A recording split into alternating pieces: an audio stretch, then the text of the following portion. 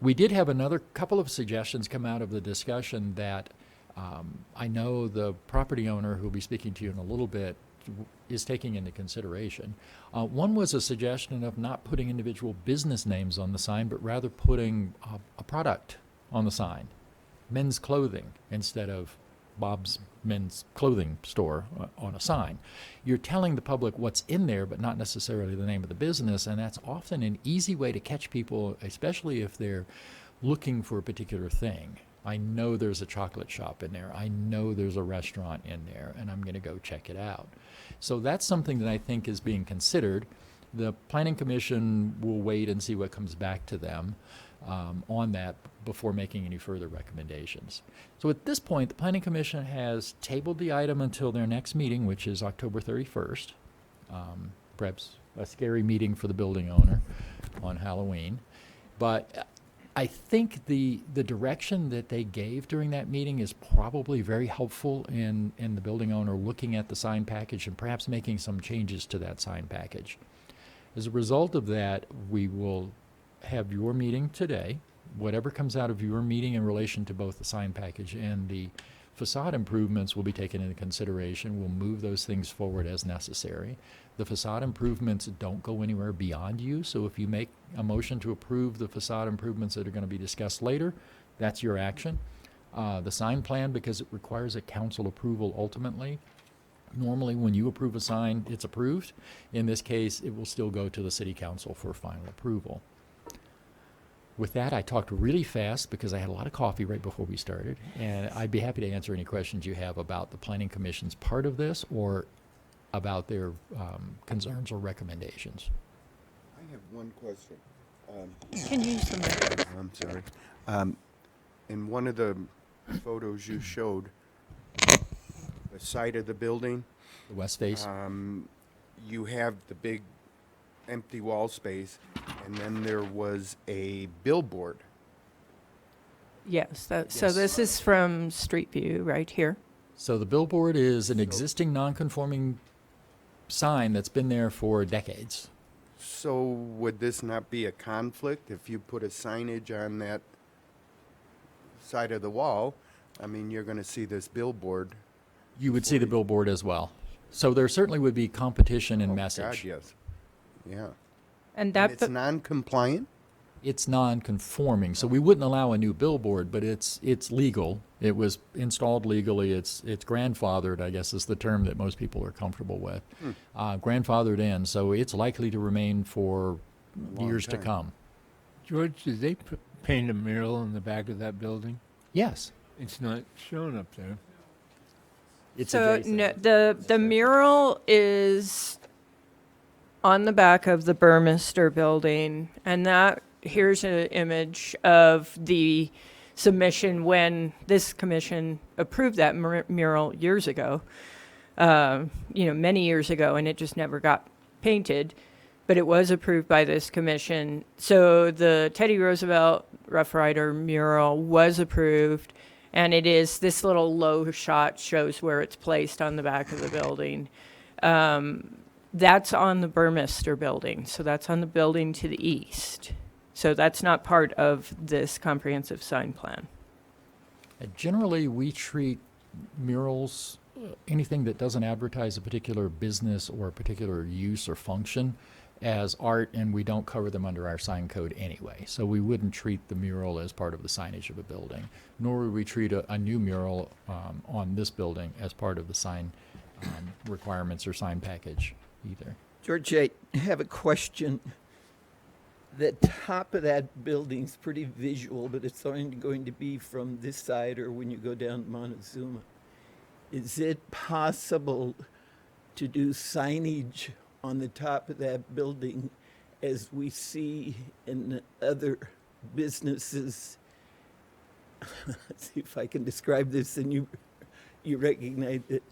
A chocolate shop, a coffee shop, a nail place. Is that possible? And wouldn't it be a little more visual than trying to hit it in a window as you're driving by?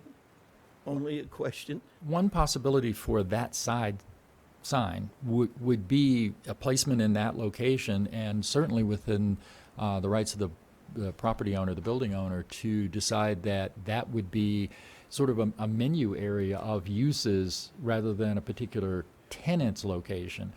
It's not indicated that way in the current sign plan, but certainly that is a possibility. So you could list off a few of those things at the corner of what uses are in the building, and perhaps the name of the building as well. I like that idea, and it sort of it matches up some of the other signage. I'll use Walgreens as an example on Willow Creek, where you've got these slats of the different businesses. Thank you. If you yes, sir. Yeah, a couple of kind of technical things was I'm sure the math was done at some point as to what's in general, what is allowed, square footage per street frontage. And then, two other things, and then sign area per building elevation shall not exceed 1 square feet for each lineal foot of building frontage on any one side of the building. Does that mean for each and every tenant? That was a question we had. And what is the overall area compared to what would be allowed without a comprehensive sign package request? So I'll start with that. Our current sign code allows for a half a square foot, because the building is right up to the edge of the right-of-way, it doesn't have a setback. If it has less than a 20-foot setback, the typical requirements in our code are half a square foot for each linear foot of frontage. It's roughly 75 feet long, so roughly half of that would be allowed for the building, presuming it was a single business in the building. Where we have multiple businesses in a building, we generally push them or assist them in the direction of a comprehensive sign plan, as in this case, to address the fact that you can't really identify any of the businesses in the building if you have such a small area allowed, especially a larger building like this. So we encourage them into the comprehensive sign plan process. The overall signage allowance under the proposed comprehensive sign plan is probably going to be close to 150 square feet overall. And that sounds like a lot, but if you consider the dimensions of the building, it's 130 feet deep, it's 75 feet wide. You have two 75-foot faces to deal with, and then that 130-foot length. It could be considered pretty reasonable. Again, on the front of the building, our concern expressed by the Planning Commission was the number of locations where signs would go up. And that seemed to be the primary focus of most of the commissioners when they spoke. And another item which we've wrestled with before here is that signage and windows is not part of the sign package, which I'm not really clear why that exists that way. But It's a Prescott that adds thing. a whole nother layer and square footage and visual cacophony of signage and different logos and not all the same font, which I'm not saying needs to be, but you know, there can be a pretty random assortment of things there. And then I'll also say that the sandwich boards, the temporary signs and temporary, you know, seating and other fencing and various things out in some of the blocks around the town and outside of the square as well, also add to this whole effort to advertise. It's very true. So- There was some discussion regarding window signs, because our planning commissioner is aware as well that we don't control them through our sign code. So the code exempts signs placed in windows. So if you put a sign in the window, we don't count it. The discussion with the building owner was primarily focused on whether or not he would guarantee no signs in the windows above the ground floor. Ground floor windows are appropriate for those types of signs for pedestrians. And he committed verbally then, and we'll probably be happy to talk to you about it again today, that he did not like the signs in the windows either, and would be happy to commit as part of the approval recommendation by Planning Commission to not allow signs in the windows above the first floor. The upper story windows, yeah. Correct.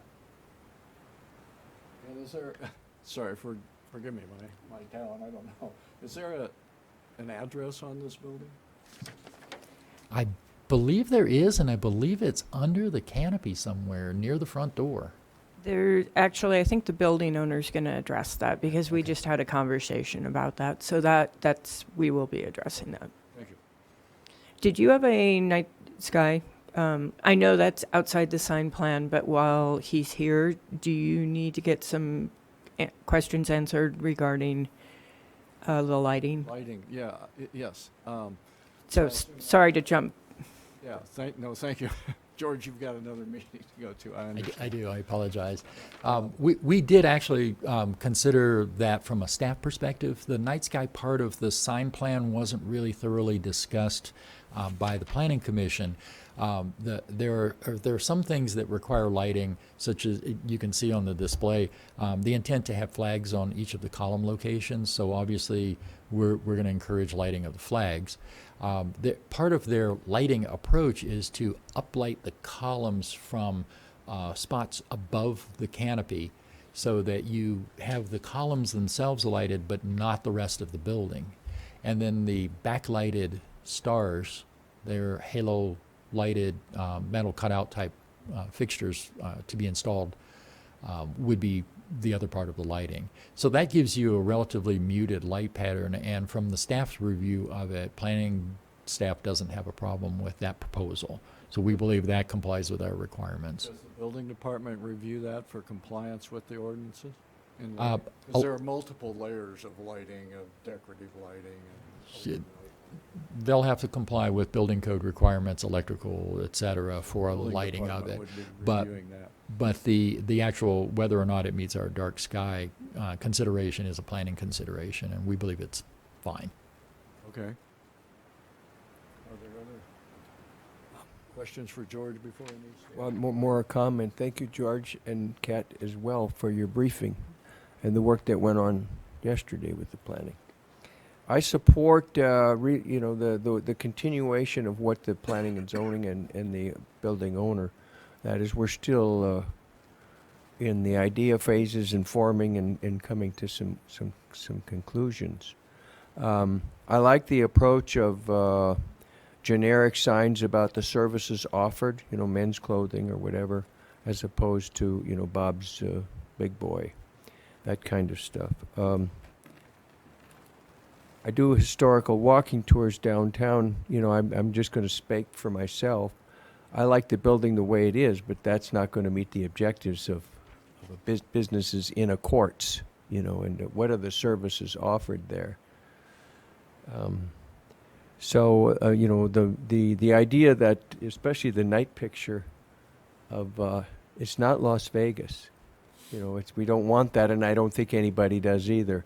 But you can have Las Vegas in the daytime too, like too much signing, and I'm concerned about that as well. How can you meet both objectives of what's inside and still not have the clutter or the overdone signing on it? Understood. The other thing, it seems like because of the awning and because of that, we are at the scramble location. I have no time, if I'm in my vehicle, to be looking for signs.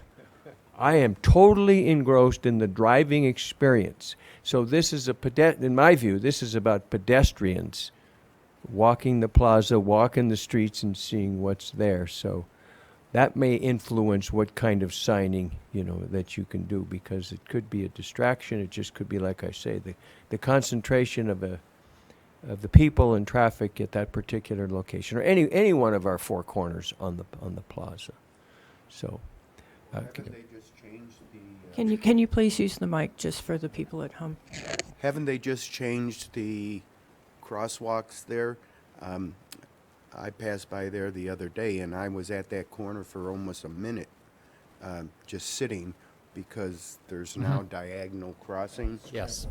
Yeah. Yeah. That's what he So- was referring to as the scramble. Yeah, Yes. that's what I'm saying. So that's Yeah, an yeah. experiment at this point. Whether it becomes permanent or not is to be that's still in determined. the- But Yeah, if it that's kind does, of it what will I'm- it will encourage more pedestrian traffic on that corner, certainly.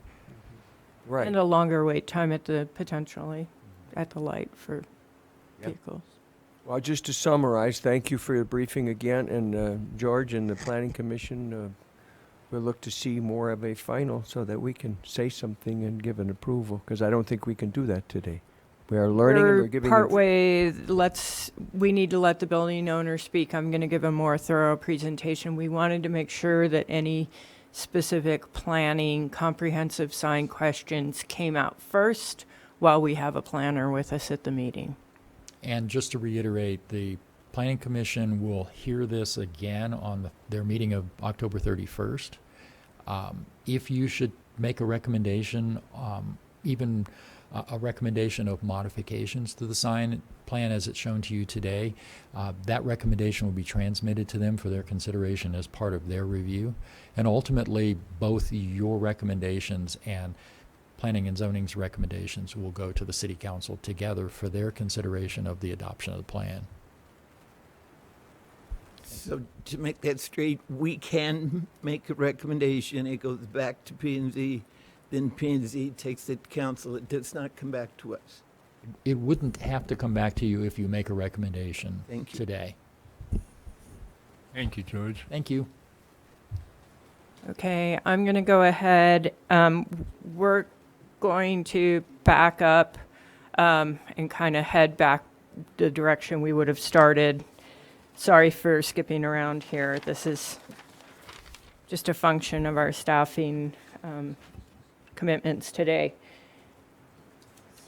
So to give you a little history on this building, for the request, for the signage request and also the paint and lighting request, I'm going to give you a brief history of the building here. So this is the comprehensive sign plan, as we stated, is on the Bashford Courts building. The lighting and facade changes are for both the Bashford Courts and the Burmester building. This is an image from early this is going to be early 1920s probably. This is the Bashford Courts building right here, and you can see it looked quite different. You can also see, this is a parade photo, as we often see our historic images are from parades. They just happen to show the buildings in the background. This is the west face of the building where the billboard sits today, and you can see this west face actually was one gigantic sign at one point in the past. Not that that's what's being proposed, but there is a precedent for signage on the west face of that building. You can see the Burmester Company sign there. This building was originally a brick building with a lot of, you can see here with the detailed parapet with the dentils and the brick recesses.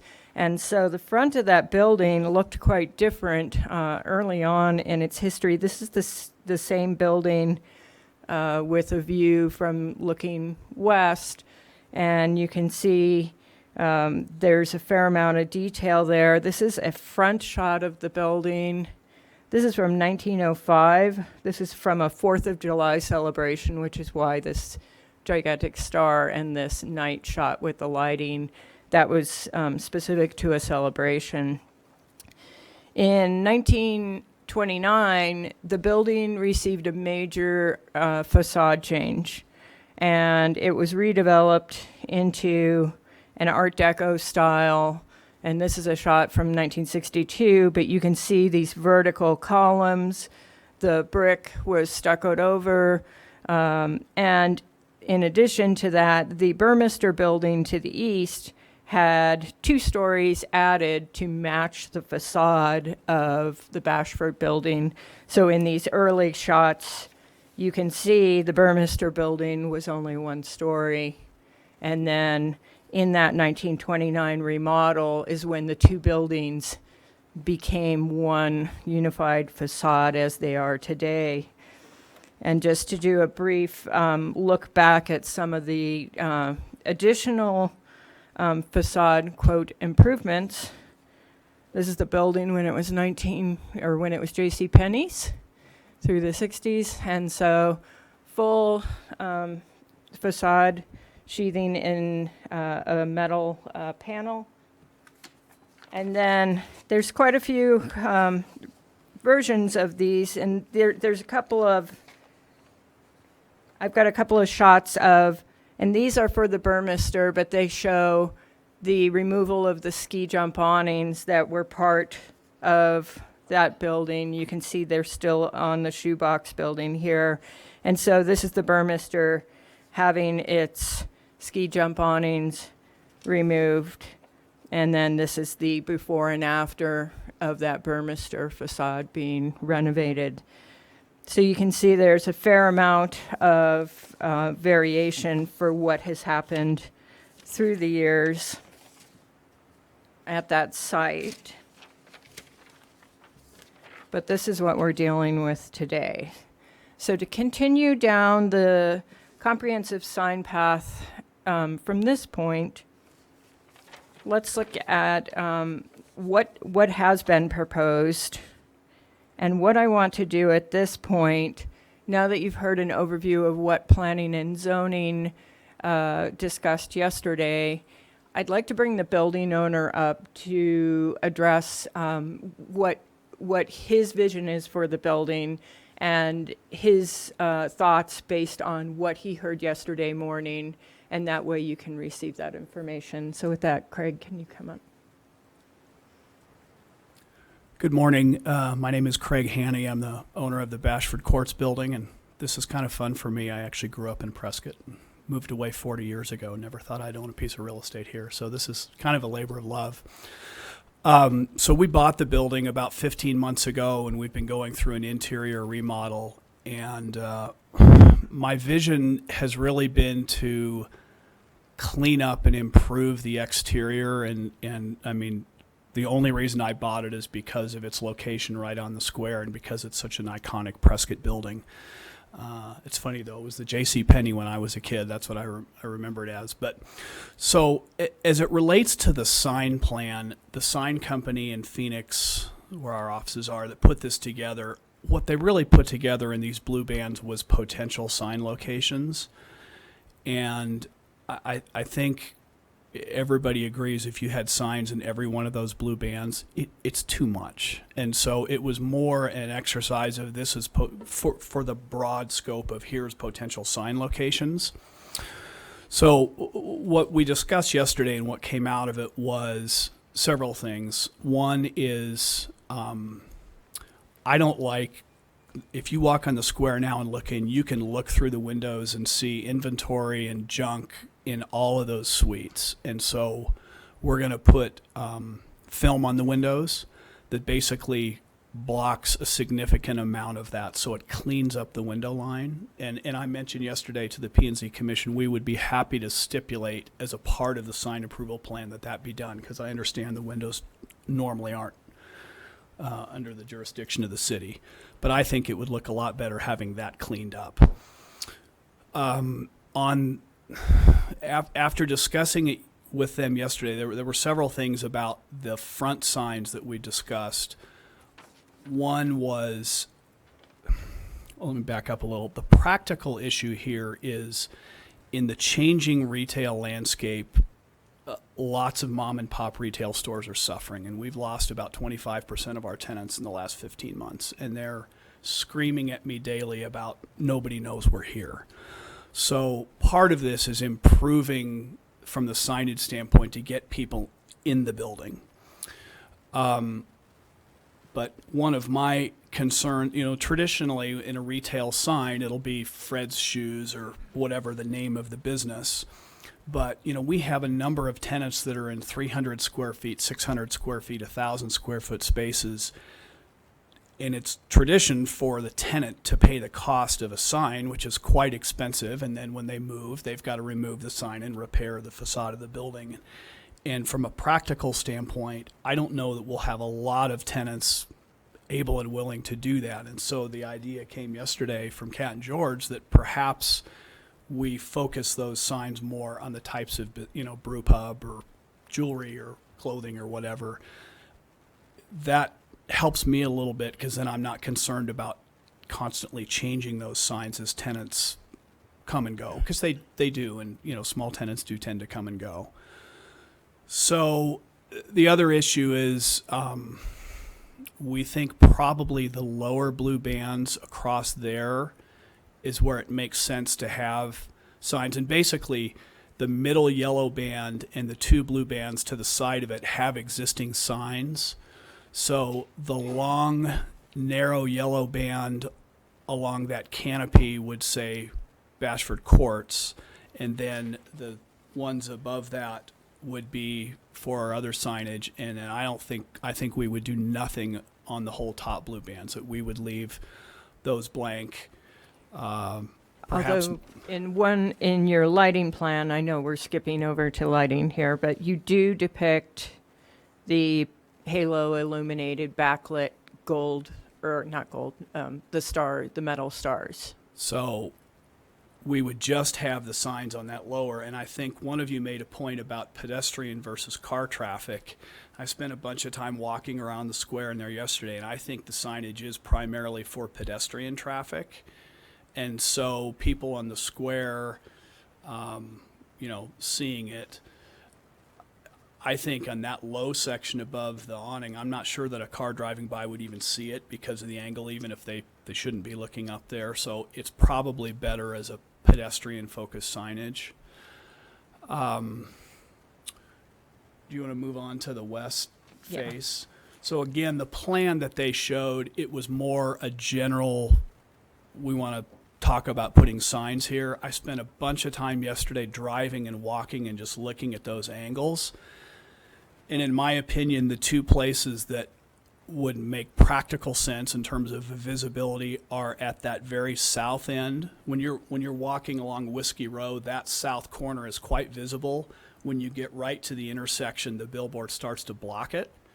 So the potential places that I think make sense are at that very south end, and then somewhere along the middle to north end, another smaller section.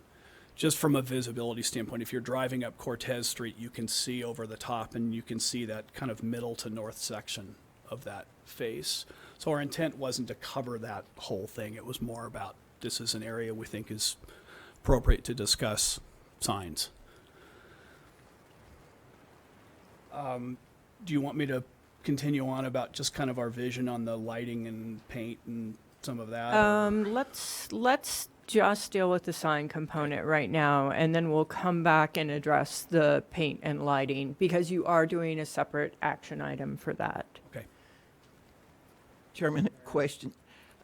Thank you. It's nice to know we have a local downtown. Appreciate it. I was just going to ask how many people remember the Penny's building and used to send the money up a deal and to the office. Pneumatic tubes. Yes. Yeah. I appreciate what you're trying to do as a businessman. And you made the comment you purchased this building because it was downtown across from the courthouse. I was told one time everything around the courthouse is sort of beachfront property. My question, and I want to make sure I understood it, if we go back to that front where you're showing all the blue, then you come back to the yellow at the bottom. Did I hear you correctly that you're going to try to bring that signing down to just the blue, just the yellow boxes at your entrance? Yellow, the lower, across the lower section there, and then the canopy sign, and we would eliminate the entire upper row of blue. Okay. All right. With that statement, I cannot see, this is my opinion, cannot see that building sort of junked up with signs. I have no issue with your bottom sign in yellow and the one above it, but I just can't buy in to that whole bottom signing, which I tend to agree a little bit with P&Z. That's too much on that building. So if I might comment on that bottom row, there are 3 of those 5 areas already have signs. So this is the view. So we're basically currently. adding along that bottom row 1 on each sign. And the other part that's extremely important to me, again, my vision is to clean this up and improve it, not schlock it up, to use a non-defined term. And so what we would require is that all of the signs be the same font, the same size, no, company logos or anything. So they're all exactly the same font and same look. So we have a consistency. So basically, we're only adding the two on the ends, and I guess my only other request is that you might give us a slight amount of deference for the world's oldest rodeo sign on the top of the building, which I think does have some sort of general community benefit. So I want to just interject. So the world's oldest rodeo is not considered signage because it's not advertising a business in the building. Whoa. Okay. It's not considered signage. It's, Like the dates on other buildings. yeah, or a mural. Yeah. I mean, Okay. even though it's text, it's not actually advertising anything in the building. And so that does not count as signage. It could be removed at the owner's discretion. I know that he kind of likes it, and people in the community appreciate having it there. So this is the current view, as he stated. There's the Bashford Court sign here, and then there's the Atrium Mall and 14 fine shops on either side. So currently, there's two of those, are those lower blue sign bands already do have signage in there. And to elaborate more fully on the proposed sign types in those blue bands, what they're proposing, they gave a couple of examples here, not the gooseneck fixture for those bands, but these are pan channel, individual cutout pan channel, separate letters with halo lighting, or a flat panel lettering, backlit, halo illuminated. Those are basically what is on the building currently. So those types of signs are the three signs that are currently on the building. They are proposing for that front canopy area a signage like this, which the example shown on their sign sheet is the front canopy signage that's down the street, Lone Spur Cafe. Not to say that that's the exact font they would use, but that's that Bashford Court sign that's in that front yellow band. That's what is shown in the graphic for this sign along the front of the canopy here.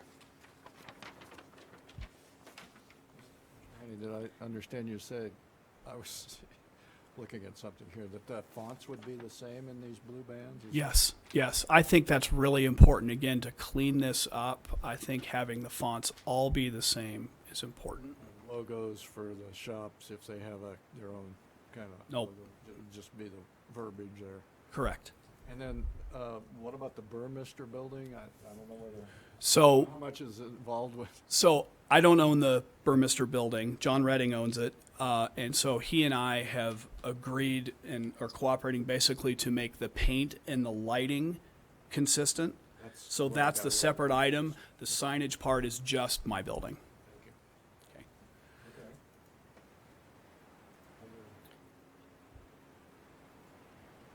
Questions? Just very quick, Mike, if I can, on some of this information, you talked earlier about the sandwich board, Yes. and I see that's where some of your signage is right now for your building. And this is an old shot, and I apologize because it doesn't show it all that well, but this is the entry prior to the front door reconfiguration. You can see in the reflection of the glass, here's the sandwich board Right. that's right here. And that is one way that the building is advertising all the individual businesses in the building. In addition, you said you're working on directories interior right now. Yeah, they were actually installed yesterday on the inside of the building. So the sandwich board is leaving. No, the sandwich board is allowed, and it's not part of the comprehensive sign plan. It's treated separately through the sign code, and each building is allowed one sandwich board sign in front of the building. And in this case, it's a rather large one because it's a large building and there are a lot of tenants. That's fine. Answers that question. And then can you address the note about the address on the building, since that did come up? Yes, it's funny the things you don't notice until a tenant mentions it. So I was standing out front of the building yesterday. There's no number on the building. So if you look at the front door of the building on the left, the Prescott Brewing Company has their menu there. On the right, on the symmetrical wall on the right side, is probably a good place to put a number, just a 130. I mean, we could do it in film on the windows, but that seems like a good spot to just put a 130 number. Yeah, I'm just thinking, you're driving into a town that you don't know and you're looking for which side of the street are the even numbers, which are the odd. You just Googled it and you're trying to figure it out. But Well, it was funny. I mean, I hadn't even, in 15 months, I hadn't noticed that, and one of my tenants said, we have pedestrians come along and they get confused on the numbers because they don't see a number on the building. I had no idea. I would say in general, I think I would agree that top band of potential signage is maybe out of the realm of people walking by. I appreciate that understanding there, and that also one thing that happens is that if, the building itself is a sign, and it can attract people by saying, oh, that building's that's a pretty nice building. There's probably some good stuff over there. I want to go check it out. And I appreciate the efforts or what you're going through with planning as well. And I would tag onto their backs, I guess. That and what Marianne mentioned a moment ago is that there's a fine line between giving people enough information to know that it's not an office building, say. Mm-hmm. There are things in there that are worth perusing and, with signage, and to do that same thing with maybe more coordinated, that's why it's called a comprehensive sign package, signage to augment the buildings, what attracted you to buying this building to begin with. So I think if you can kind of move that direction with the advice of planning and zoning and with maybe our advice, we'll see what the commission wants to do here. There's more to be said in this process, but that would be my kind of take on it too, that the building is a sign as well. Mm-hmm. Thank you. Are you going to put West Gurley on it? Because you know where the East Gurley is. It's right there at the corner of Cortez. Bloomtree Realty. Good question. Bloomtree Realty is 102 West Gurley. Across the street, it starts going the other direction. And I think East Gurley. I think you may want to consider and I don't know if there is a 130 East Gurley or East Gurley. If there isn't, you really don't have much conflict. But if there is a business at 130 East Gurley, well, then it could be. Might need to warranted. do 130 West Gurley, and I appreciate the suggestion. I would think Yeah. so, because Bloomtree Realty, which sits on the corner, is 102 West Gurley. And if you go across the street, it starts going the other direction. Yeah. And Just a suggestion. I'd like to open it up to any public comment for people who are here, just so you all hear from anyone Please, who'd Joe, like to this- speak. Sure. Mel? Come on up.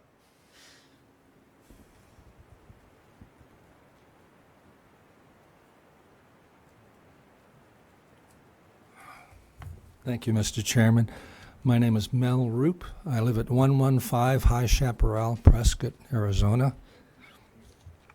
I'm here speaking as a private citizen. I am a member of the Planning and Zoning Commission. I'm here speaking just for myself today.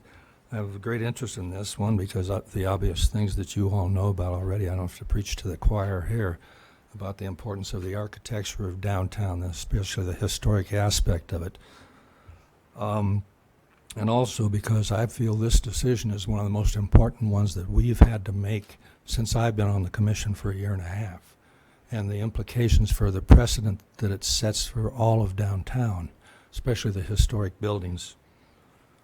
I spend a lot of time downtown. I'm the member of a reenactor group down there every Saturday with our Western Duds on, talking to the tourists and the residents and all this and observing what's going on.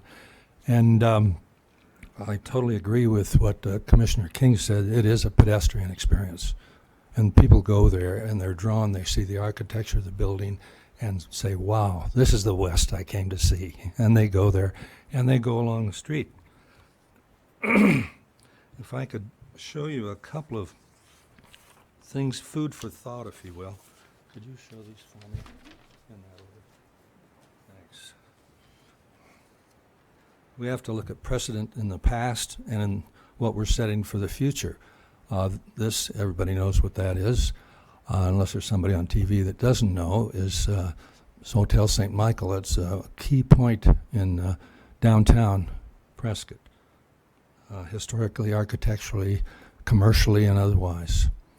In this case, the precedent that was set and what was decided to preserve the whole character of the area was pretty much the pedestrian experience and the commercial advertising and all. It was kept below the awning level except for at the corner, which is the main tenant, who has some signage here for that, which is similar to the yellow area on the plan that the applicant is proposing, and I think that's appropriate. If you go to the next one, please, Kat. Let me zoom out. Color's kind of strange. Yeah. It doesn't show the brick. Anyway. go. Oh, that's good. Okay. Yeah. Yeah. Push it up a little bit if you could. Thanks. This is one part of that building. This is the entrance to the alley where there are other tenants who do not have frontage, like the tenants along Montezuma Street. And so the way that they've addressed that need here, if you could go to the next one, at the entry, they have these signs on both sides, identical signs that list the products that are in there. And I observe people looking at that list and looking further at the information on the windows here. And the door is always open. It's very inviting. They go inside, then right inside, easy to get to, there's signs giving names of the name of the tenant themselves. And it seems to be working. People use it. I use it. Could you put up the one with the blue panels on it, the front of the building, the elevation? As the applicant explained, these 5 sections of the building are the portion that that he owns. And then beyond here to the right, which is shown on the other exhibits that you received in your packet, there's a total of 8 sections in that physical building there, like that. So even though he obviously is only asking for approval for 5 panels, the idea of a comprehensive sign plan is for a building that's architecturally one building, it makes sense to continue this later. So whatever's approved here is an awfully good chance, I think, would be repeated down here. And possibly other buildings might ask for the same kind of privilege. Could you go back to the entrance or the picture of the hotel building, St. Michael? This one? Well, no, the one that shows the whole building. Okay. If we set the wrong precedent, I think tenants in this alley here would have every right to come in and ask for signage identifying their stores, which are in the alley that you can't see. This is just food for thought as you're considering the options. I think that's all I have, unless anybody has some questions for me. Well, thank you for your preparedness there and Thank showing you. us that. I would have to say that awnings, you made Thanks. the point of these awnings, and then the awning is a horizontal flat awning at the project site here. Mm.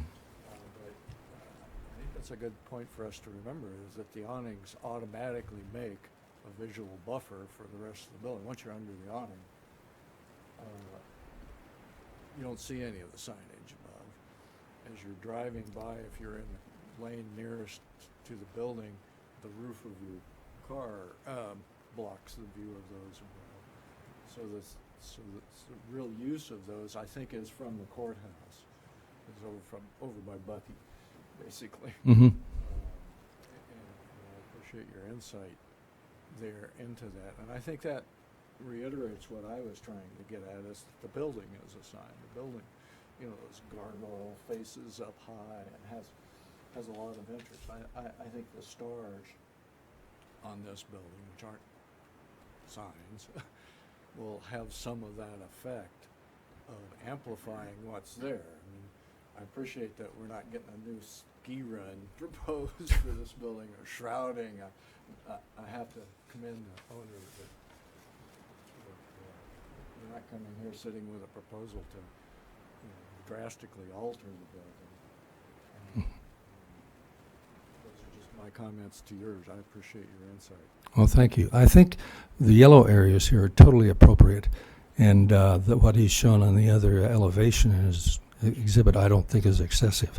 I think, as I showed on the end of the St. Michael building, they have a large sign to identify the main entrance and the main tenet of the whole thing and where you are.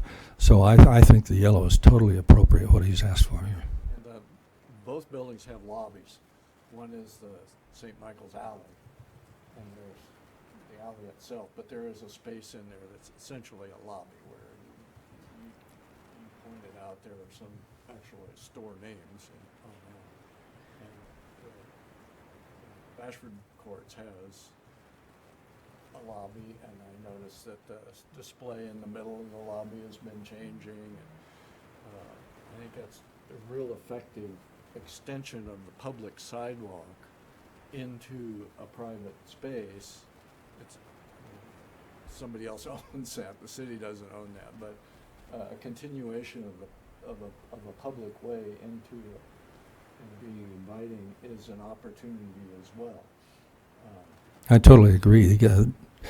Getting the pedestrian from the sidewalk inside the building has got to be friendly, and it's got to give you information, just like the St. Michael building does. And you want to go in there. You're enticed right at the door where you are. You see what's going on. I see this every week. And you want to get in and say, oh, gee, this is neat. And they know it's neat. It's a quality place because of the building itself. And I'll speak one more time, Commissioner. Our signage is an additive portion to what is there. And I, for one, think the consistency of font makes that signage, continues that thought. It makes the signage an additive to what the building is presenting. And as Historic Preservation Commission, our charge is to do precisely that, preserve the history of the town and bring it, you know, continue the change that is required because of the day we live in. And so I would encourage you, and I think that's a good direction.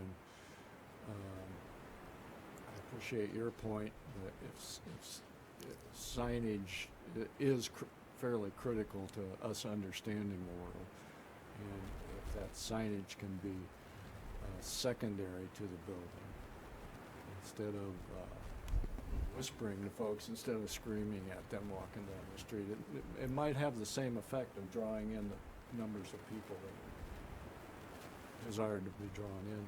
So And there's an old saying that if everybody's screaming, nobody gets heard. yeah. So if you put a lot of signs up for everybody, nobody sees anything. Before I retired, I was a city planner and a consultant for public agencies and developers, and a large part of our projects was signs, comprehensive sign programs. And it should be comprehensive, easy to read. Like you say, you don't want to interrupt traffic going by and cause an accident. That's a liability of the city, probably.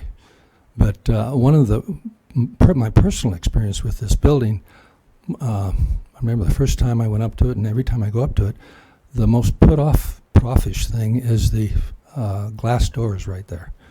I don't want to get past. I look kind of in the window and see, and I look for some indication of what's there, and you don't get it unless you go in and look around. So you need to get them quick. I don't know about what the HVAC system is like on this building, but you may not have the ability to make it as friendly as the St. Michael building is for that reason. But between the glass door and the lack of signs at pedestrian level, it puts you off. It doesn't. You don't want to go in. It's not as nice as the building is, but if you cover every square foot of the frontage with signs, I'm not sure that's going to get me in either. It's a little too Phoenix-like. Thank you. So I will note that this is an image of the old glass door configuration. The owner actually did replace these doors. The doors now are very similar to what is at the Burmeister building, so that they slide open now and provide a more of a wide opening into the building, into the lobby area. Yeah. And thank you for what you do for Prescott.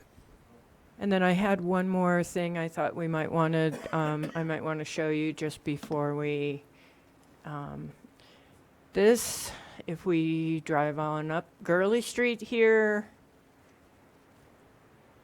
this was an example of a sign package that came before this commission in the past. And this is signage in a window, the barber shop. But the Elks building owner came to you in the past, and some of you were on the commission may recall. They have signs here. They have 4 retail tenants on the bottom floor, and these signs are all exactly the same font, same size, same background, and that was required by the building owner. And that's just an example of, let's see if we can get a view from going the other direction. I guess this is the best shot. So this is an example of building signage. In this case, they have 4 retail businesses that all have a front door right directly onto the sidewalk, so it may not be completely analogous, but it is something just down the street where same font, same color, dictated by the building owner as something that is important. And this is an opportunity to see, what that signage looks like. And we're not even in the westbound travel lane here with this imagery, but you can see that signage along the face of the building is virtually unreadable from the street, but from the plaza, certainly, and you can see the building identifying signage here. You do get a brief view of these larger signs, and then this gives you an idea of that billboard placement, and then what the view of that billboard area is from the intersection. So that is the sign portion. And Sorry, I think this is real telling. Would you start up at the Hacienda and come down the street okay, and both sides? And I don't know if I can get both sides. Well, there would be fine. I'm just saying, look at what's existing above canopy, above Oh, sorry about that. as you come down that street. Well, the Elks for one has their painted building, refurbished building, and even there at Bloomtree, there's nothing above canopy. If you go back up the street, I think it's real telling. Like, this building, there's even very little with canopy above it. Just an acknowledgement that there's the walking area, and then there's the stories above. Yeah, signage has been It's just kind of telling. typically limited to awnings, and in this case, the awnings affixed horizontal awnings, so they don't have these awning faces available. There is a balance. There is under awning signage on this building, but this is the view as you head down the street. And we do have some signage on the front of the awning here. Some of this is grandfathered. These signs, these cabinet-style signs, are no longer encouraged in this district. We're eliminating wording on the top of the building. We're eliminating sandwich signs. We're eliminating signage. But that all is included. So I think we have to. Well, I think the building owner's made it clear he's willing, as part of the comprehensive sign plan, to stipulate no window signage above the canopy. There's existing window signage for the Prescott Brewing Company in the lower level windows. And I think that the tenants at that first level would be, that window signage would be pedestrian focused signage. So he's willing to stipulate that. He's willing to remove the upper blue band, going back to our submittal, upper blue band here, and propose that and this will transition us here into paint and lighting, these metal stars with the backlit stars in that upper band, which would leave the lower band signage. You certainly have the ability to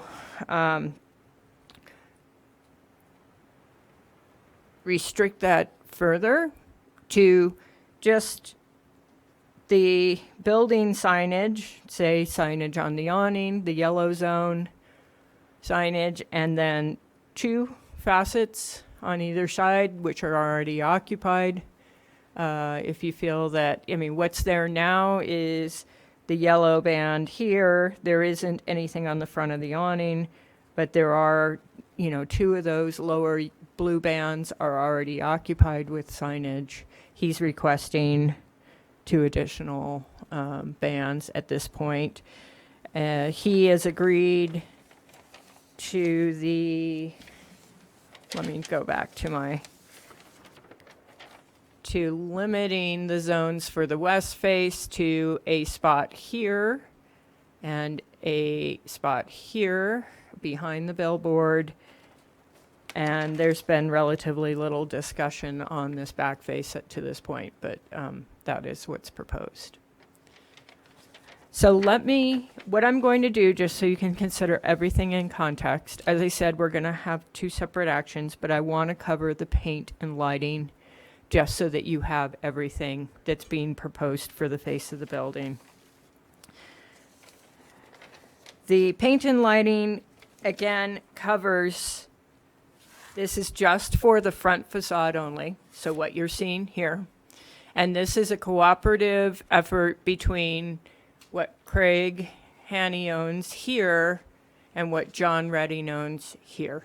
So this is the Burmester building and this is the Bashford building. But in order to keep the facade consistent, and right now it's painted fairly consistently. So this happened when Cliff Petrosky purchased the Burmester building. The paint scheme, which had previously been 2 different paint schemes, became unified. And you can kind of see that in this image I had here, where the Burmester had a different paint scheme than the Bashford, which was more of a muted tone. And then now it is all one paint scheme. So in keeping with that, he is proposing to, along with the cooperation of the Burmester building owner, to repaint the front of the building. This graphic showing the paint, this calls out paint colors. I'm going to put up the paint chips, and you have this in your packet as well. The primary colors are these tans and browns, and this doesn't quite show as well on the overhead, but this is a gray. This is a very dark bluish gray. There is a sort of a garnet colored dark red, and then the Jazz Age blues, which is a dark blue gray color. And those are trim colors to accent some of the architectural features of the columns and the windows.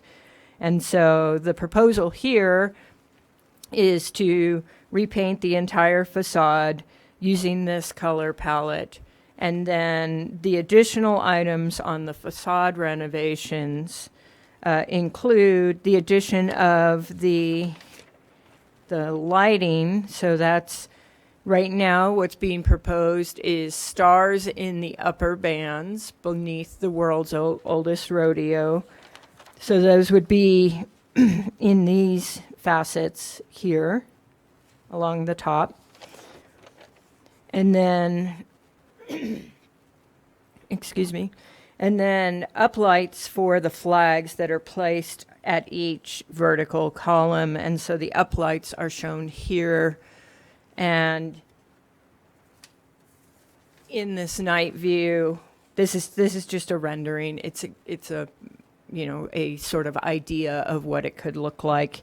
You can see the uplights are designed to just wash up the flags, but not extend all the way up the columns. And you can see the lighting, the halo lighting behind the stars in that band above or just beneath the world's oldest rodeo. Proposal for downlighting on the columns underneath the horizontal awning, and then a proposal for an LED lighting along the awning itself. And can I get your sample just to show them?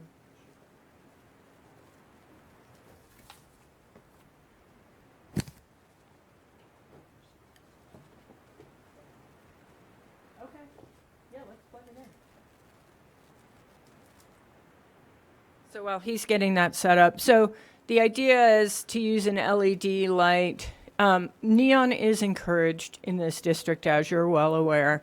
Neon is problematic in certain locations due to its vulnerability or, to breakage. It also is a fixed, I think there's a plug right over there. Oh, okay. Power strip. We'll see if that's active. Yeah. It is. So he's showing the two lights there. These are just the sample. These aren't the colors. These are just the samples. So the idea is that this has a neon, because the LED bulbs themselves are so small, it actually ends up looking like a neon. But because it is LED, it has the ability to be programmed to be a different color. And so the building owners wishing to have that lighting, say, be red or green at Christmas, and have something, it might be green during St. Patty's Day, who knows? So have the ability to have the colors potentially be changed for a seasonal accent. So that lighting is being proposed and shown in this night image. It's shown as green here at the front of the horizontal canopy. So that is the lighting request. There's a couple of other very minor items that are included on this facade changes. One of them, and both of these deal with the entry of the building.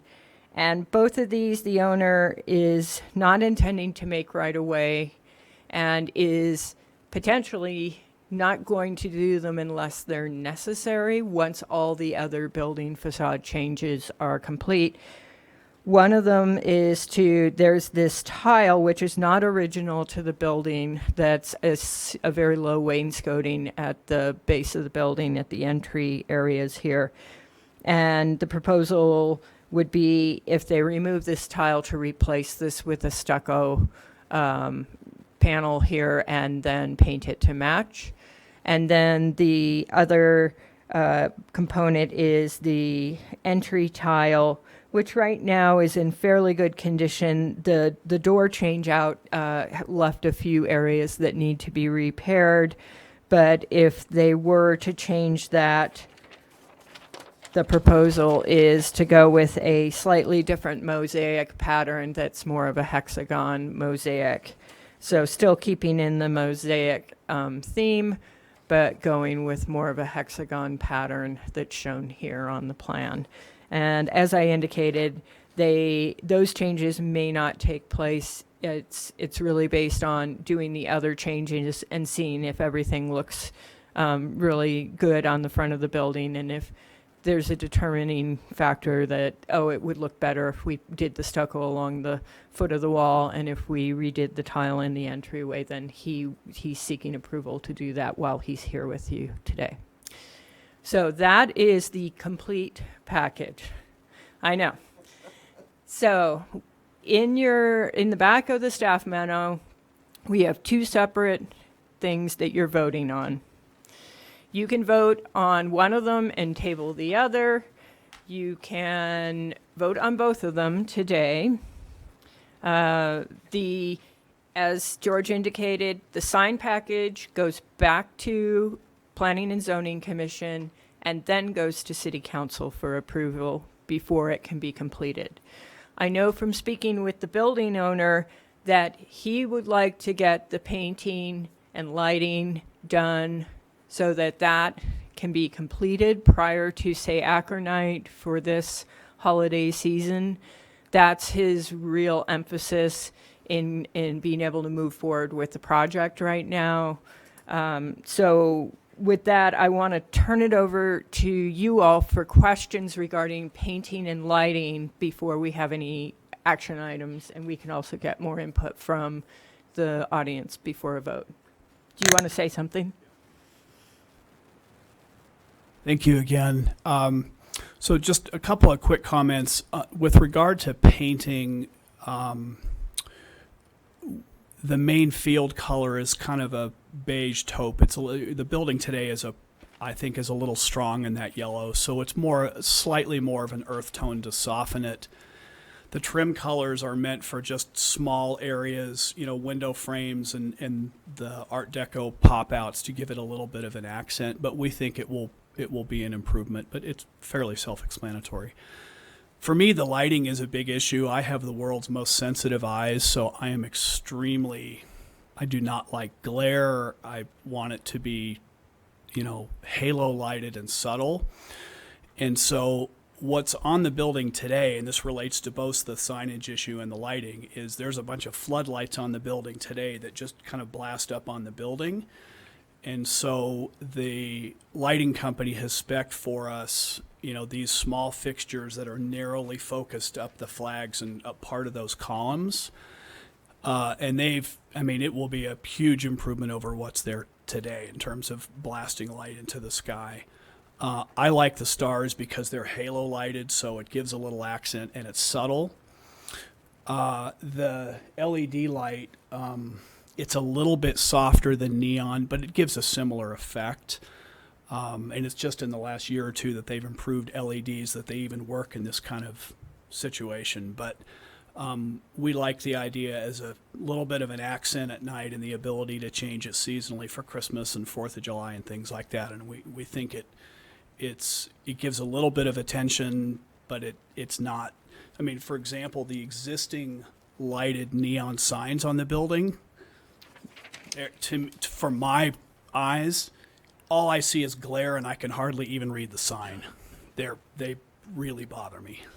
So anyway, that's. I do have one question. You have two samples here, one is scallop and one is straight. Which are you proposing you're going to put along the Do you have the sample that showed it's a straight line across the front of the canopy? You're going to use the straight. Yes. Not Again, this. these are This one correct. here. And it's a fair amount extra expense to get the color changing, but I think that's kind of a neat thing to have the flexibility to agree. do. Yeah. There was one. Yeah. Yeah. So that's shown straight. Right. So it's right along the edge of the canopy. I like it. Any other questions on paint or lighting or discussion? Anybody? Okay. Well, based on the review and looking at the Quest A and B and the way you've described it, I fully support what we have here as far as this lighting and signing, Quest A and B. Okay, Mr. Chairman, excuse me. I think we're looking at request A by itself, Correct. which is the paint, lighting, the facade changes, courts then, along with the Burmeister building. And it's as submitted. And as I understand it, I don't know how the Burmeister building, as I understand it, both are involved in this. Yes. However they work it out between the Yes, owners. yes, that is correct. For Both paint built and lighting, facades it's one unified request for the two buildings. Craig's bringing it forward, but he has support of the Burmeister. I believe him. I just want to make sure that this all is one unit. And if Go I ahead. can ask, what did P&Z say about A? They are not reviewing A. Only Preservation Commission reviews the paint and lighting. Okay. Then with that, I make a motion that we accept A in the package. For item HP, Give me your H. That would be, is it HP 19-014? yes, Correct. So it's just, I want to make sure I get this right. It's just A yes, out of that we're looking at right now. yes.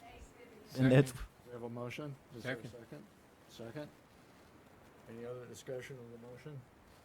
Those in favor say aye. aye. Aye. Those opposed? Motion carries. Okay, paint and lighting are approved unanimously. And item B is the sign package. And you have several options here.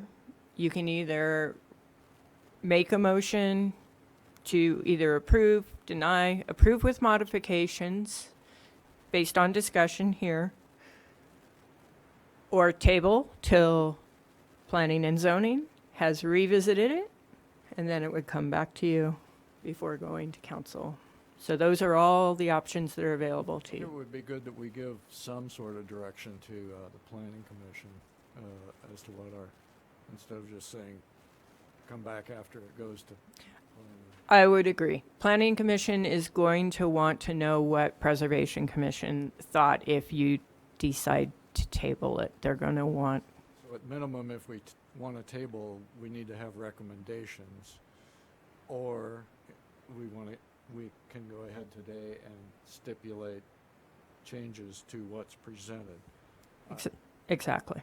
Or we can, what's presented is approved, but I would, Well, we have changes beyond what was in the packet at this point that need to be addressed in a motion. So upper blue sign band needs to be removed.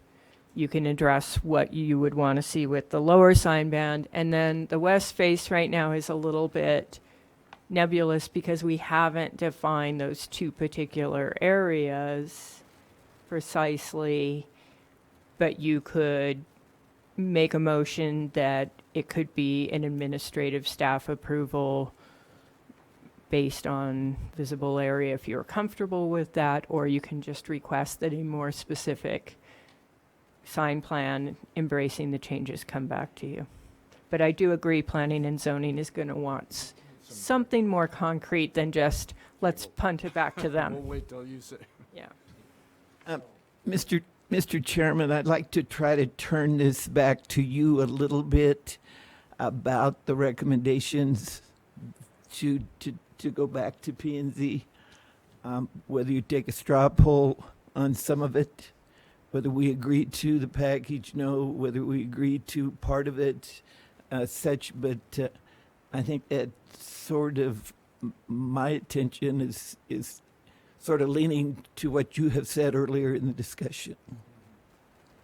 Well, I think we need to determine whether we're able to put this in the form of a motion and not have it come back to us, or whether we want to make it in the form of recommendations to clarify what the package is from the applicant, and then act on that at a later date. Is that, I'm looking to Kat here for some advice, Yeah, I think and not come back to us again. I if guess it doesn't come back to you, your motion needs to be very clear what you're approving. one of the things, and the reason why we sent this item to Planning and Zoning Commission first is because they could have approved something that this commission wasn't comfortable with, and this commission would be able to restrict further. This commission could approve something, Planning and Zoning may restrict it further, and we'd have to make an assessment of, I think this commission would be fine with restricting it further, but if Planning and Zoning approves something beyond what this commission approved, this commission would trump that decision, because you have ultimate control of the signage for the courthouse plaza district. If the signs came before you, they couldn't pull a permit if you hadn't approved them first. And normally Planning and Zoning wouldn't be involved in just a regular sign application. They're involved because it's a comprehensive sign plan. So it's a little complicated, but if you do elect to make a motion, with approve with modifications, you need to be pretty specific. And I think dealing with the west face of the building could be problematic at this point because we don't have clearly defined areas. What's presented is the entire face. So you could say a small location, but what does small mean? A location on the south side and a location on the central north facet. Maybe it needs to be limited by square footage. I'm just throwing ideas out there for you to consider. So maybe let's start with the low fruit. Let's say go to the north elevation, which is the back of the building. I have no issue with what he chooses to do on that back alley. Anybody else have a comment I on the back? agree. I agree. So there's our first recommendation. All right. We may put this in the form of a motion, but go ahead. I like where you're headed. John. All right. Is somebody taking notes up there? Trying to. Okay, now let's go to the west. And again, that to us, we need a little more direction as to the amount of signing that's going to go up there. I think we could say that we want to limit signage on the west wall to the southern portion of the wall and the northern portion wall in 2 discrete units, and let staff determine the actual areas of those. I'm good with that. Well, I think that billboard says it all. It's in the way of the middle. Mm-hmm. That was my original point. With that there, you only have the 2 ends. Mm-hmm. That's kind of a no-brainer, I think. And it's hard to, say a 10-foot square area in each end or less. That kind of thing. But maybe just by saying limiting it to 2 areas, smaller areas, and not the whole facade on the west side. I agree. So the west has been done. Now we're going to come to the south, which is the front of the building.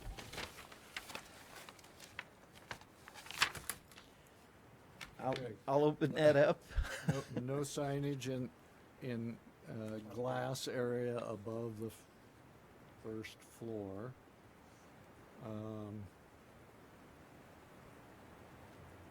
And then he's proposing that he's willing to put in there tinted window screening so as to film, so as to obscure product and other, which you can see through the windows clearly in this picture that's in your packet. It doesn't show on screen that well, but it is cluttered when you look through. I like the idea of the film. Can he do that at his discretion? It has to come back. No, we if it's a part of the motion, then it's part of what gets I approved. think we're listing the things that I feel have been agreed to today. Because I agree to that. So no signage in the upper Top band. blue band as shown. Upper blue. And those metal stars are not considered signage. I believe that's where he's going to be placing those, which was approved through the lighting plan. They'll be effective. And then,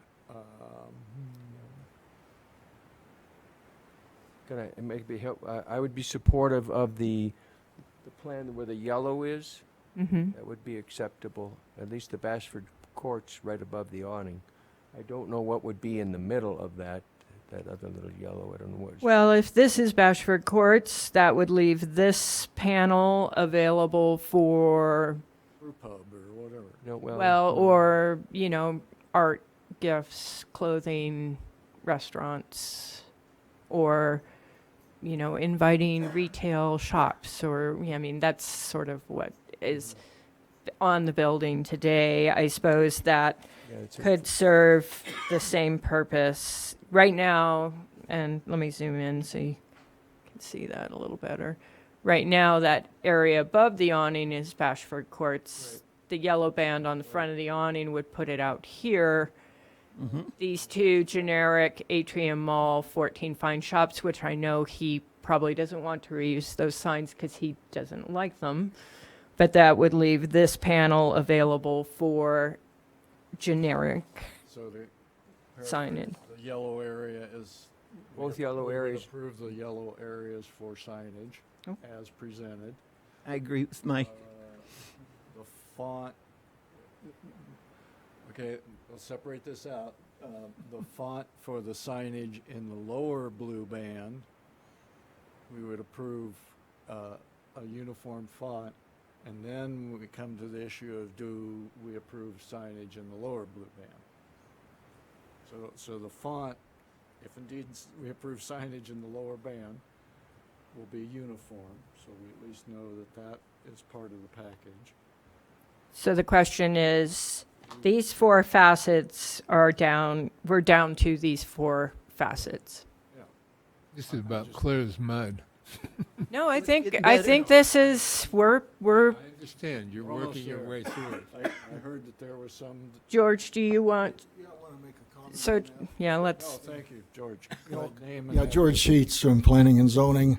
When it comes back to planning and zoning, it would be real easy for planning and zoning to approve this front if we knew something specific. Right now, we were just basically looking at a large amount of areas, which could really be bad or it could turn out really good because there's no scenario. The closer we can get to an actual proposal in detail would really make it easy. So in terms of the font, the lettering, if you could pick the size of the lettering and how it's going to be backlit or how it's going to be lit, and also the font. And this particular building has already got what do you call that, an old Roman style or whatever you call that on top? and we would not normally be picking specific fonts in this commission, so. Right, but we are talking about, with the owner, talking about compatibility. And so We would You know- normally be addressing things like consistent font or percentages. Say, if these blue bands are allowed for signage, no more than 50% of the square footage be occupied by a sign. Something like that that allows some flexibility for them. There's probably 30 different fonts that would be considered compatible with this font here because there's thousands of fonts out there. And I think that can be stipulated as, and also, just to remind you, as far as even stipulating compatible with the world's oldest rodeo, he can paint over world's oldest rodeo if he wants to. It's not signage. It doesn't come back before this commission. It's his prerogative to leave that there or not. And in addition to those areas that no signage extends past those areas, in other words, font that's so big that it laps over that it is within those blue areas.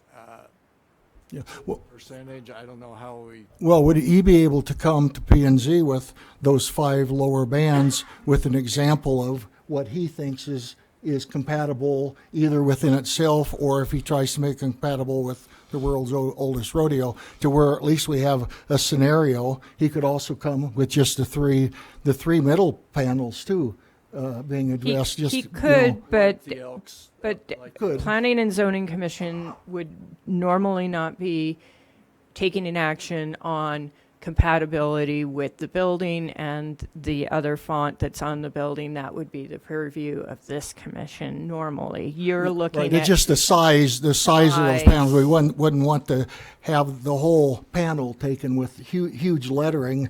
right. Yeah, I see what your And point like is. the red I ones think- today are not very readable. Even the open during remodel those letters are kind of closer together. They're not very readable. And that's a temporary sign, so that's yes, but you're right. The current sign on the building with the Atrium Mall 14 fine shops is somewhat, hard to read. The Bashford Courts works well in that last photo you just put up. Uh-huh. If we go back to the, because it's individual letters, they're spaced out, they're really legible, even at automobile speed down there. So I'm wondering if we can say, like you said, a certain percentage of that area, let's just throw out 50% at the moment, and leave the font up to the discretion of staff for a final approval, and encourage compatibility with the Yeah. existing, not only the existing signage, but the Bashford in particular, And- but with the building itself. And I would say, just looking at this, these two signs probably take up slightly less than 50% of that sign band. This sign, if you actually boxed each individual letter, could be considered around 50% probably. So you could say 50%, or you could say no more than 60 or 75, or that's one option as far as ensuring that any signage in those sign bands doesn't get too large without getting down to it needs to be this font and this color kind of thing. So let's get to the real issue. Do we want signs, do we want to approve, support signage in those areas, whatever the font is, and whatever the coverage is? So we're talking about all 4 or 5. Well, I think there's support right now for the 2 yellow bands. So right now you're considering these 4 facets, and if you want to limit it to just the 2 adjacent to the yellow sign, you could, as a compromise. Oh, I see, not in. So if you want to say these yellow zones and the 2 bands adjacent, you could do that too. Let me start. I do not want the 4 signage. So I can look at 2, but I definitely do not want all 4 of those lower bands. Even if they look like those small letters at Yes. the barber shop at the, Yes, even if they do. thank you. So that's basically saying the existing sign bands that are on the building, could potentially still have signage. And then it also allows for a building identifier sign on the front of the canopy.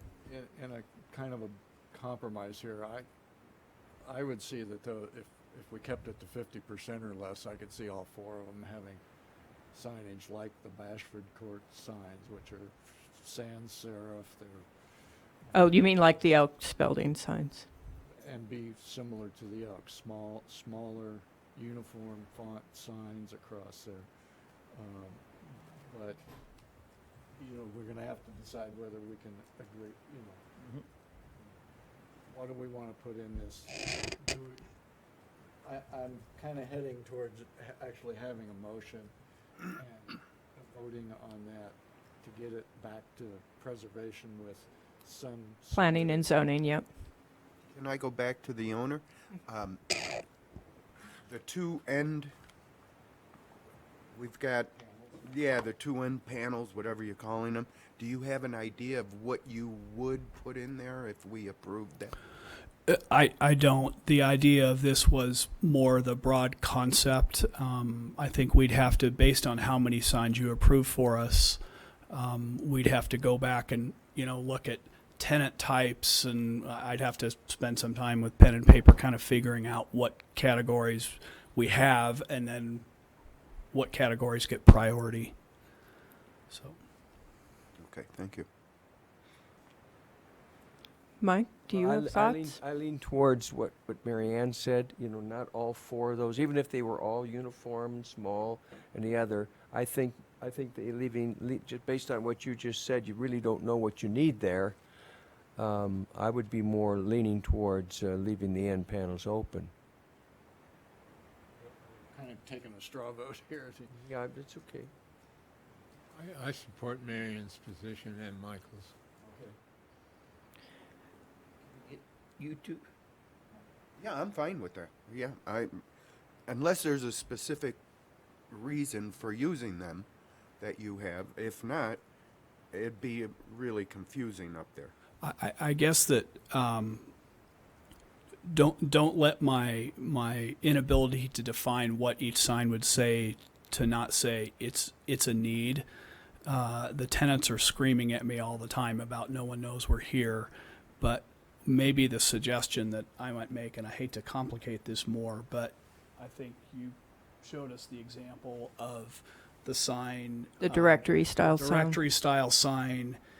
Maybe if we're going back to just the 3 on that middle band, that maybe we could do to the right of the doorway, we could do a directory kind of sign like you showed over, I think it was at the St. Michael.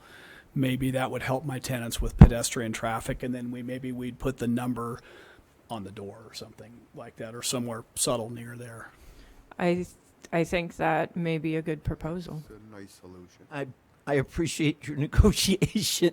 Yeah. We really do want to make this nice and improve it, and I can't say it enough. We're really not trying to make this too busy and cheap looking. So And I think we understand that too, but it's got. I to keep understand that it's a downtown. difficult balance. I Right. get it. So And okay. setting precedent too for the Sure. Burmester building in Yeah. the future at some point Yeah. when that comes before Yeah, us. I get it. Okay, thank you. Okay, so that's another option. Are you going to make the motion? Well, I think there's still, what was presented was the potential for a directory sign to be included near the entryway. And I think that is a good solution, and I think it's been shown by what Mel presented that it can really effectively draw people into the building as it does on the St. Michael's Alley. So then the question is, I think at this point, the yellow sign band is acceptable to everybody. Mhm. And there's a movement towards potentially allowing signs under the 2 blue sign bands flanking this central one. But if in lieu of the directory, do you want to have those, or do you want to just leave it to the yellow and a directory? What are your thoughts? Mr. Chairman, they're signing right now on those 2 windows. There on those 2 panels. There is. Right now, there are signs on all 3 of those. So with the signing already there, I have no issue with those adjoining bands to the yellow. And I think this follows up with what Mike said. I agree. And it's just for reference, back to what we were presented with the St. Michael's, is that the sign's kind of crescendoed at the corner because that's where that main entrance is. And this would allow a little bit of diminution down from the main Ashford Court sign or whatever goes in that middle yellow area, then some smaller signs and then nothing. And that accents the entryway to the building as well. So I would support something like that. Okay? All right. And again, I'll we're give it a doing shot. recommendations to P and Z, correct? Or are we This is making motion? this is a motion, All right. and think it we would- will. Prefer maybe making a motion and voting on it, and then planning and zoning knows what our kind of baseline is. And then if they have some other issues, I don't know whether it comes back or not, but Okay. probably not. Good, there's a good chance it would not come back here. The only reason it would come back is if they increased the amount of signage. Yeah.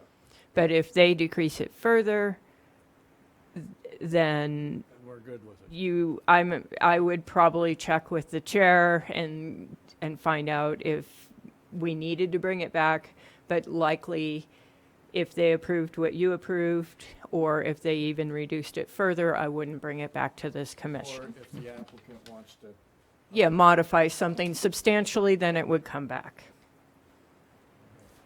Then, So do you have notes? I'm thinking, that I'm going to make a motion for HB 19-014 request B, that the two existing signs on the bottom band continue to stay there. I think, I'm sorry to interrupt you, Marianne, but I think we need to make it very generic to the requested sign You're panel. correct. Or those people will think they own those signs. Do you feel like you can make a motion, Robert, you have a whole string of notes. Okay. Please. I would move to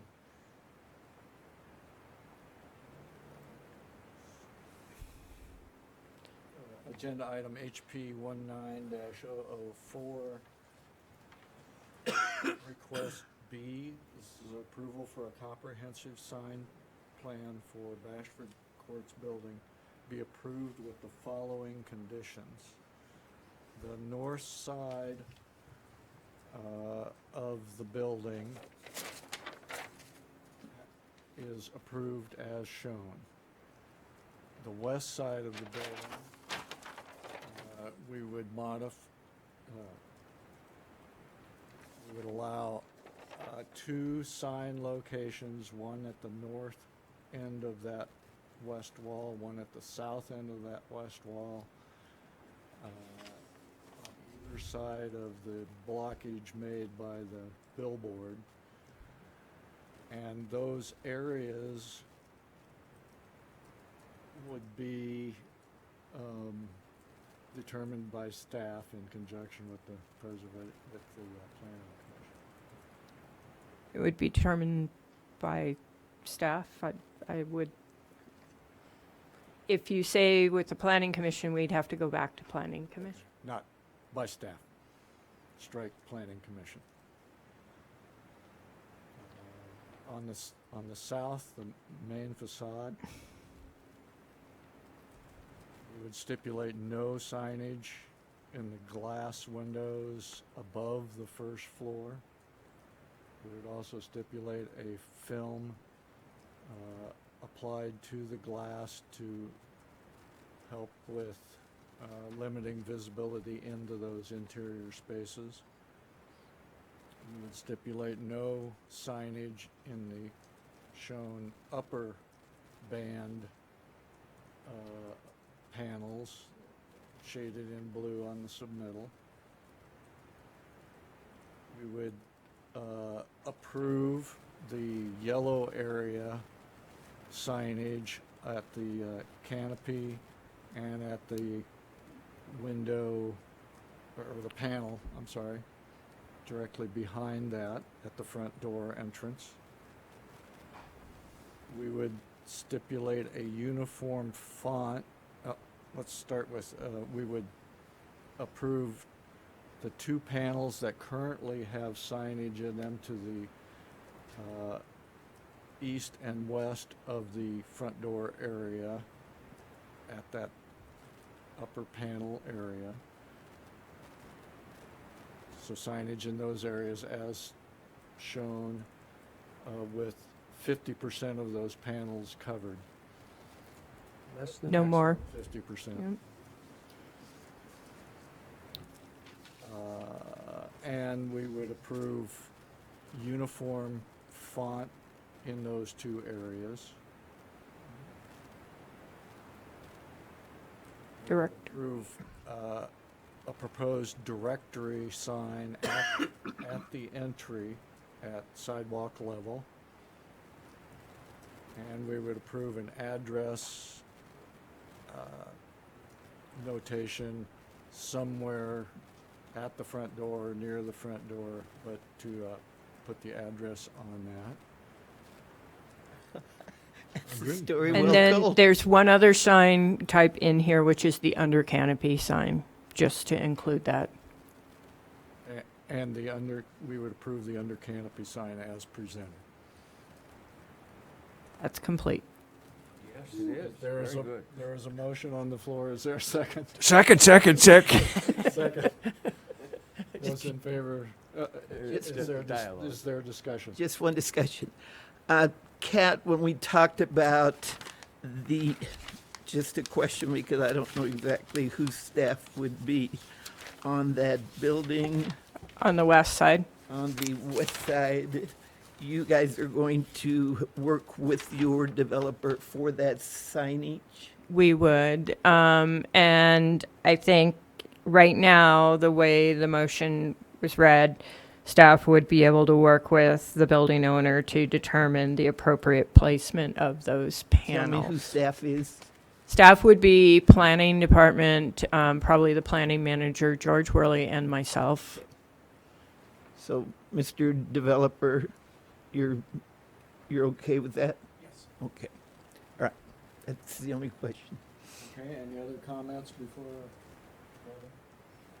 Those in, is everyone clear on the motion? It's a good one. Of course. Okay. It's a good one. You did a good job. Those in favor say aye. Aye. Aye. Those opposed, the motion carries unanimously. Okay. And I would like to thank the owner for working here with us. Oftentimes that isn't really the case, and hopefully you understand our position to work with you. Absolutely. Thank you very much. Thank you. Next on the agenda, if I have it here somewhere.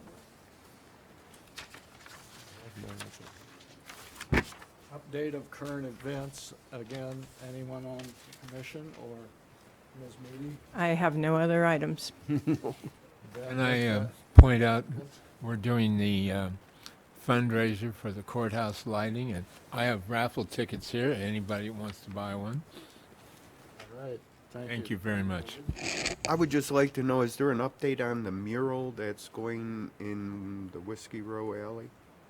The mural is being painted over inside a city building at the rodeo grounds, and I think they're trying to get it up sometime in November, but I'm not sure if that's still on schedule, but they are making progress.